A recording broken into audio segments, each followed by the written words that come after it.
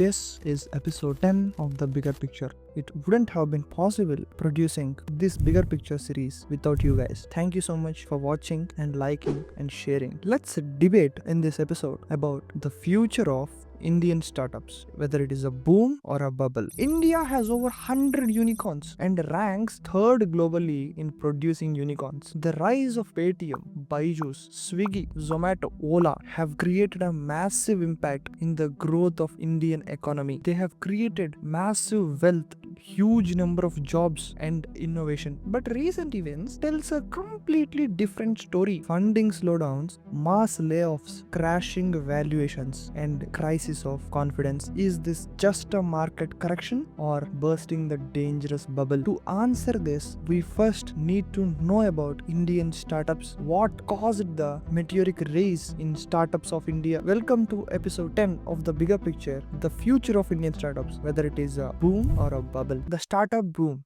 How India got here. We have to rewind and go back to 2016, the year of disruption in the India's market, launch of Jio. This gave India a cheap and high-speed internet, leading to massive digital revolution. UPI and digital payments made transactions seamless, fueling fintechs like Paytm, PhonePe. Startup India initiatives gave tax breaks, easier regulations, and global exposure. Forward to 2020, the year which we never forget, the pandemic accelerated all over India. Coronavirus accelerated all over India. So the digital adoption of India, edtech boomed with Byju's. E-commerce skyrocketed. Work from home jobs, work from home tools thrived. Global investors pumped billions of dollars into India's startup scene, making it one of the fastest growing startup ecosystem in the world. 2021 to 2022, the unicorn boom. India alone have minted 42 unicorns in 2021 itself. Valuations soared. Companies raised funds at astronomical prices. Paytm was the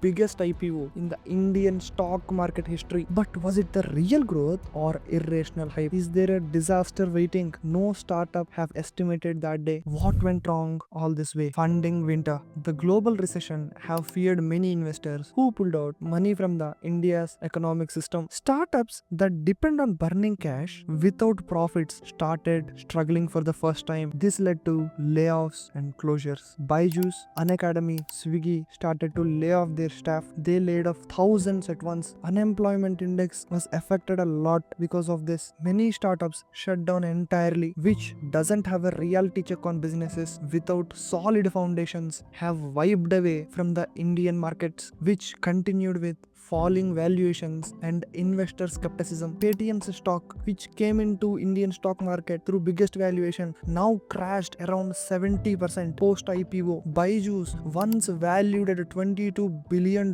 is now searching for investors. Investors started to demand profits, not just growth of the startup. Boom or bubble? Let's look at the global trends so that we can understand where the future of startups in India is going to be. India isn't only experiencing the startup crisis. United States of America, Silicon Valley .com burst in 2000. Hype to the startups drove valuations up, but lack of profitability led to market collapse. China's tech crackdown 2021. The government's strict policies crushed big players like Alibaba and Tencent. India, unlike China, government supports startups, but investors are getting cautious. What's next? What kind of startups are going to survive in India? Indian startup ecosystem isn't dying, but it is evolving. Here is what could happen in the upcoming days. Survival of the fittest. Only startups with real revenue models will survive. Companies focused on AI, fintech and deep tech will attract long-term investments. Government policy support. The Indian government is also pushing for regulations to prevent other startup bubble in India. PLI schemes and Make in India initiatives by the government promotes to shift focus from technology to the manufacturing. Even Even with all these setbacks, India remains one of the top investment destinations. Startups solving real problems, AI, Web3, and clean energy will thrive. So the India startup story is all over? No,